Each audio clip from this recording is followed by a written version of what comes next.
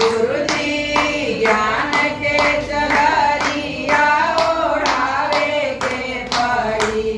हमर बिगड़ल कामवा बनावे के पड़ी हमर बिगड़ल कामवा बनावे के पड़ी गुरुजी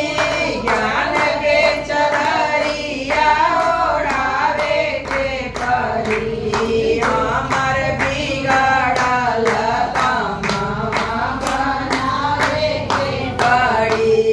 काशी हम गइनी हरिद्वार गइनी काशी हम गइनी गुरुजी हरिद्वार गइनी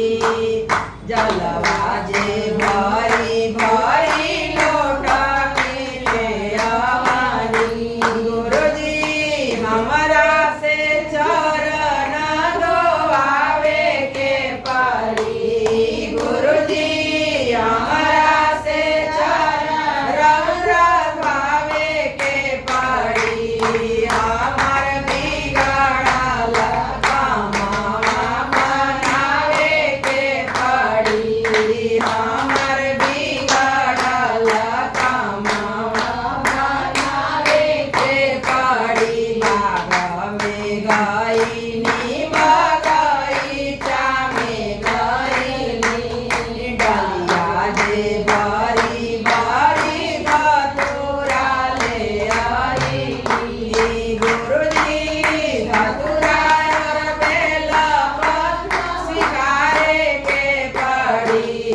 हमर बिगड़ल कामवा बनावे के पड़ी गुरुजी ज्ञान के चररिया ओढ़ावे के पड़ी हमर बिगड़ल कामवा बनावे के पड़ी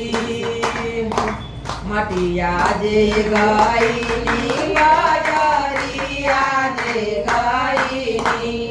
भोगवा हम लइनी गुरुजी फलवा ले अरे हमारो जे फलवा गुरुजी स्वीकारे के पड़ी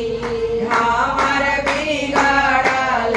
कामवा बनावे के पड़ी हमर बिगड़ल कामवा बनावे के पड़ी घिउआ बतिया के आरती लगवनी